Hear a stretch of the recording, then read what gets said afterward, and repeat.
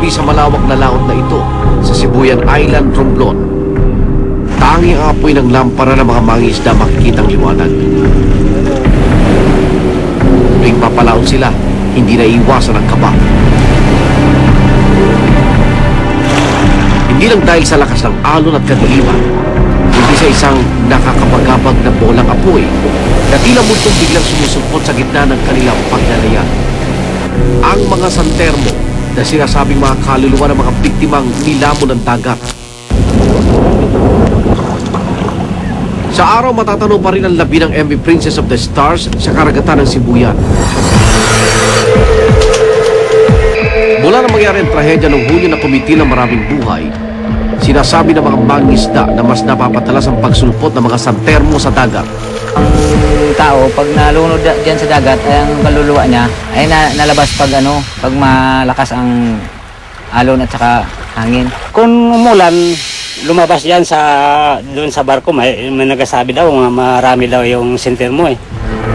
Ang paniwala ng mga taga roon, nagpaparamdam ang mga namatay sa mga magitan ng mga santermo. Marami na raw nakitang santermo si Mang Ronito sa 20 taon niyang pangingisda. Nagsisimulang maliit hanggang sa unting-unting lumalaki ang mga asul, dilaw at pulang mga bola ng apoy.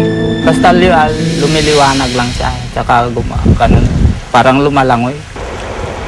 Pero ang pagpapakita sa kanya ng mga misteryosong santermo noong Disyembre ng isang taon ang hindi niya malilimutan. Tumatakbo yung bangka namin, kala namin kung anong liwanag ay yun pala, santermo. Nang gabing yun, dalawa silang pumalaot ng kaibigan niyang si Mario. Maya-maya, biglang lumitaw ang isang santermo. Sa pagkagulat at pagkatakot, nahulog si Mario mula sa kanyang bangka. Sinubukan daw iligtas si Mang Ronito si Mario pero tuluyan na siyang naglaho.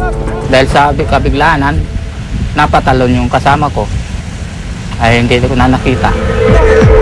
Lalong tumindi ang takot ng mga tao dahil sa paniwalang pagsingil ng santermo sa buhay ni Mario. Sabi ng mga matanda, kasi yung santermo umaakyat sa bangka yan, na parang ilaw. Pumapato sa taas ng yung palo ng bangka namin. Karaniwan sa tuktok daw ng layan, unang lumilitaw ang mga santermo. Paniwala ng mga matatanda, suka raw ang pakontra sa mga espiritong posibleng nagdadala ng santermo. Ayaw siguro nila ng suka kasi masin. Para mas masuri kung positibo sa mga espiritu ang karagatan ng Sibuyan, sinama namin si Adam Reyes, isang paranormal expert. Nilapitan ng grupo ang mga labi ng dumpog na MV Princess of the Stars. Unang nilabas ni Adam ang kompas. Kapag bigla raw nag-iba ito ng direksyon, senyales ito na mayroong multo sa paligid. Ang enerhiya raw kasi ng multo ang gagalaw sa karayom nito. Ang multo kasi energy form yan eh. Primarily, ang isang energy na ini-emit yan is yung kung tawagin na electromagnetic energy. Pagkatapos ginamit ni Adam ang crystal bell, gayon din ang copper wires.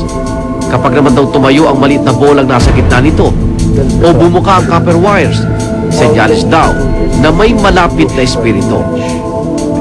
Yung copper wire kasi is very sensitive, especially to different forms of energy. Ngayon, kung may nagmumulto talaga na gusto magparamdam, kusang bubukasin, mag-isa.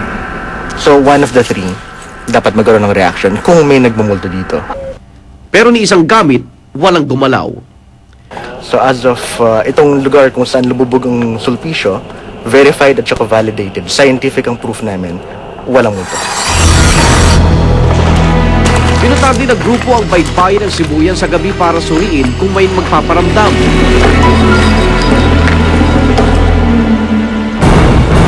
Maging sa dilim, walang maramdamang kakaiba si Adam. 150% sure ako, walang nagmumuto dito sa Dalampasigan kung saan lumubog ang sulpisyo. Ang salitang santermo ay galing sa pangalan ni San Ermo o Saint Elmo, ang patron ng mga magdalayan. Ayon sa Philippine Atmospheric, Geophysical and Astronomical Services Administration o PAGASA, may paliwanag ang siyensya sa misteryo ng santermo o Saint Elmo's Fire. Hindi kaluluwa ang San Telmo or St. Elmo's Fire. Ito ay isang weather phenomena na nangyayari tuwing mayroong thunderstorms. Kapag gabi at malapit ng umulan o umuulan na, tumataas ang karga ng kuryente sa hangin sa pagitan ng mga ulap at ng dagat o lupa. Kapag sumobrang taas ang karga ng kuryente sa hangin, naghihiwalay ang ibang mga bahagi ng air molecules hanggang sa umilaw ang mga ito. Ito ay nagiging parang bola ng apoy. Ang San Telmo ay may kargang 200 na voltahe ng kuryente. Singlakas ng 220 volts na saksakan.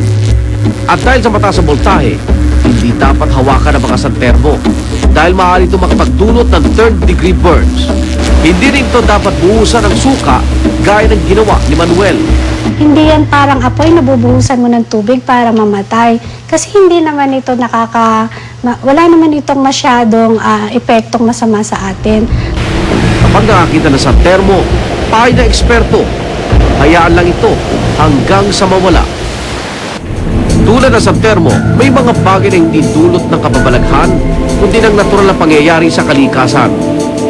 Kaya imbis na katakutan, dapat ay pag-aralang mabuti para hindi na magdulot pa ng dagdag na panganib. Ang nagmumultong katotohanan na iniwan ng mga sakuna ay hindi lamang ang mga kababalaghan ng nakaraan. Mas mahalagang naiwang aral na maging handa sa lahat ng oras para hindi na maulit ang isang malagim na trahedya. Magandang gabi at maraming salamat sa inyong pagsubaybay. Ako naman Arnold Clavio at ito ang Emergency